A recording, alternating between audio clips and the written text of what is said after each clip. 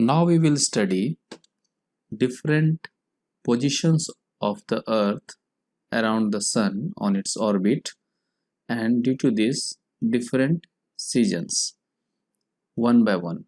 So first of all we will consider the position of the Earth on 21st June, and we will always consider northern hemisphere as our reference. Okay, you will see that on 21st June northern hemisphere is tilted towards the Sun. The rays of the Sun fall directly on Tropic of Cancer 23.5 degree north. Okay, so this area receives more heat. Let's look at on the figure. Here we are referring to this position 21st June, and we will be able to see that the earth axis is tilted towards the Sun in the northern hemisphere. This is equator and this half is northern hemisphere, and it is tilted towards the Sun. So sun rays are directly falling around the Tropic of Cancer. This is Tropic of Cancer 23.5 degree north, and sun rays are directly striking this area. So this area receives more heat as compared to other parts of the Earth. Okay, the areas near the poles, they will receive less heat. Why? Because the rays of the Sun are slanting. You have studied this in previous chapter, that rays of the Sun are falling slanting on the poles, and due to this they receive less heat. North Pole is inclined towards the Sun, and the places beyond the Arctic Circle experience continuous daylight for about 6 months. So let's understand this in the picture. Here, this is Arctic Circle and this is North Pole, and North Pole and the area under Arctic Circle is exposed to the continuous sunlight. The Earth is rotating on its axis, but due to this rotation, the area under Arctic Circle, this much, it is not experiencing darkness due to continuous exposure in the sunlight.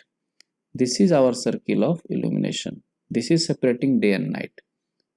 In this position, let us imagine if the Earth rotates on its axis, this area will always be in the right side of the circle of the illumination, that is, it will experience day, and this phenomena lasts till our Earth reaches this position, and the time to reach from this to this is 6 months.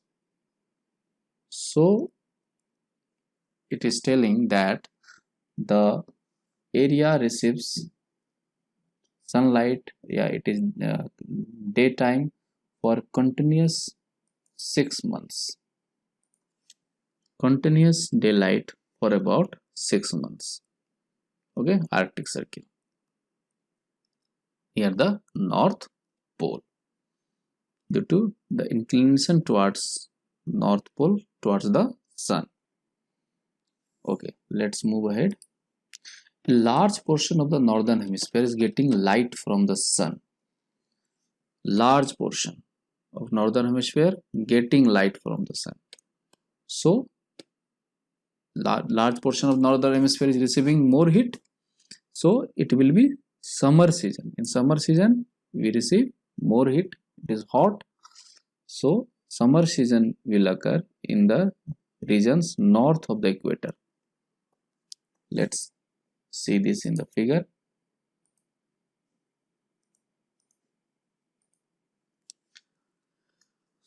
This is equator, and north of the equator means this area,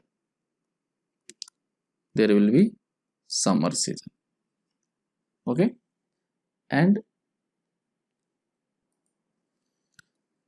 large portion of north hemisphere is receiving heat. See, this is the portion which will receive more heat due to exposure to the sun, and large portion lies in the north hemisphere, and this is the portion of the south hemisphere that will receive sunlight, but it is away from the it is tilted away from the sun. So this area is very small, and the upper portion of the upper portion of the equator, that is northern hemisphere, the area of exposure to the sunlight is large. That's why in northern hemisphere it will be summer season. Okay. Next point is, on 21st June, longest day and shortest night occur at these places. At these places means the places which belong to northern hemisphere. They will have longest day and shortest night on 21st June. This is very important point. Let's understand this. Large portion of the northern hemisphere is receiving heat, means it is under the exposure of the sunlight, and as compared to the that area, small portion is in the darkness. This denotes that days will be longer and night will be shorter. In this situation, on 21st June, days will be longer and nights will be shorter. And 21st June, days are longest and night is shortest in the northern hemisphere, and there will be summer season in the northern hemisphere. Okay. What will happen in the southern hemisphere? Southern hemisphere, the conditions are reversed. Conditions ulta hota hai. For this, we are having summer in northern hemisphere, so in southern hemisphere we will have winter. In northern hemisphere, days are long, nights are short, so in southern hemisphere nights will be longer and days will be shorter. Simply the conditions are reversed. So if we will understand northern hemisphere, we can find out the conditions occurring in the southern hemisphere, and this position of the earth is called summer solstice. Summer solstice, 21st June, summer solstice, according to the position occurring in the northern hemisphere. Okay, and in southern hemisphere it will be winter.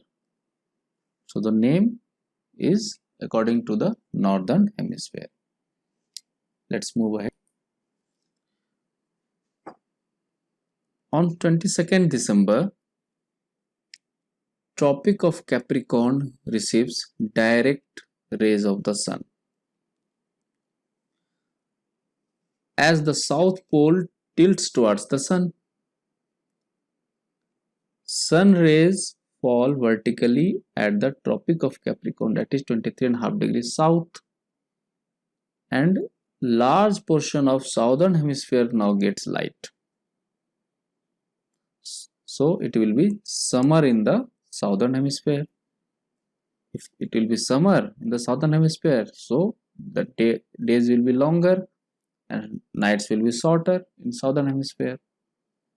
Let's look at these points in the picture and try to understand.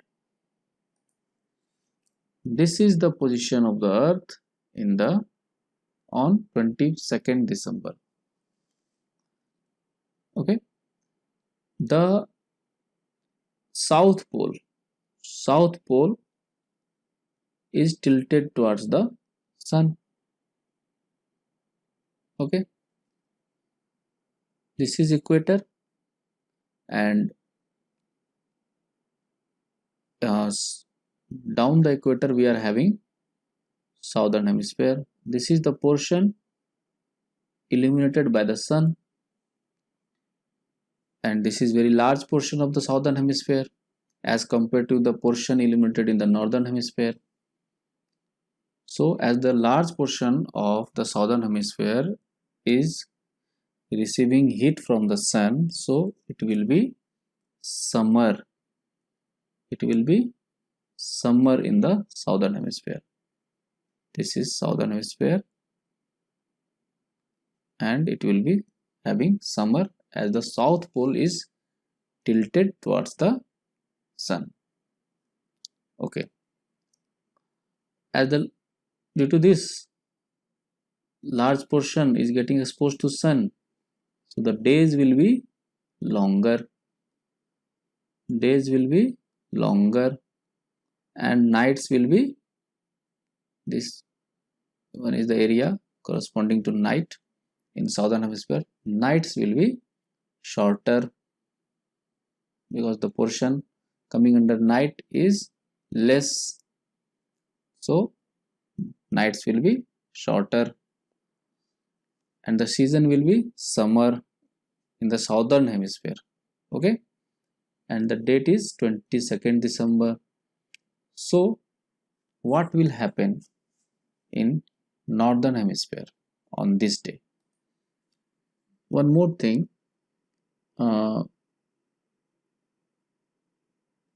this is Tropic of Capricorn, this is equator, this is Tropic of Capricorn, 23.5 degree south. Okay, so this area will receive more heat from the sun, and it is nearer to the sun due to the tilt of the earth. Now let's discuss the position that is occurring in the northern hemisphere. In the northern hemisphere, the conditions will be reversed. Northern hemisphere conditions are reversed. In southern hemisphere we are having summer. Northern hemisphere we will be having winter. In southern hemisphere, days are longer and nights are shorter. So in northern hemisphere, due to winter season, nights are longer than the days. Okay, days will be shorter. Fine. Okay, so as we have discussed that the name of the solstice is done according to the position of the earth in the northern hemisphere. So on 22nd December, In northern hemisphere we are having winter season. Okay, so this position of the earth will we will call it winter solstice according to the season in the northern hemisphere. Okay, fine. See, on 22nd December it is called winter solstice because in northern hemisphere we are experiencing winter season. Okay, next point is on 21st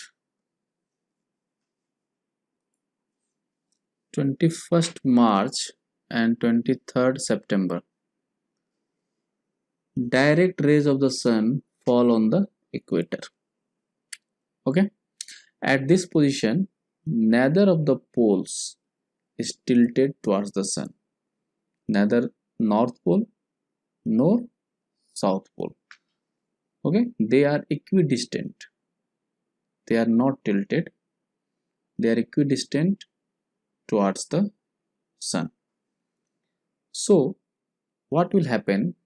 The whole earth experiences equal days and equal nights. In the earlier situation, in summer solstice and winter solstice, we are having different durations of days and nights. Okay, but in this position, that is 21st March and 23rd September, we will be having equal days and equal nights because neither of the poles is tilted towards the sun and direct rays of the sun are falling on the equator. So we will call this situation equinox. Equinox means equal days and equal night, not solstice. Okay, on 23rd September we will be having autumn season in northern hemisphere and spring season in southern hemisphere. Let's look it one by one. We are discussing about this position and this position. First of all, we will discuss this.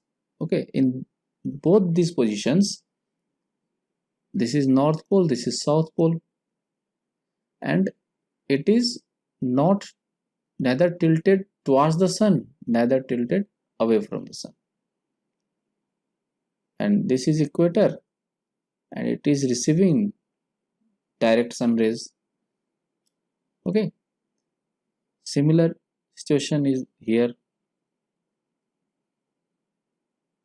So first of all, we will discuss the situation on 23rd September, and on 23rd September, in this situation, northern hemisphere will have autumn season and southern hemisphere will have spring season. Days and nights will be equal and we will call this position equinox. Okay, न ज़्यादा गर्म होगा इस समय, न ज़्यादा ठंड होगी, सुहावना मौसम होता है और इसे हम नॉर्दर्न हेमिस्फीयर में ऑटम सीजन होगा और साउदर्न हेमिस्फीयर में स्प्रिंग सीजन होगा.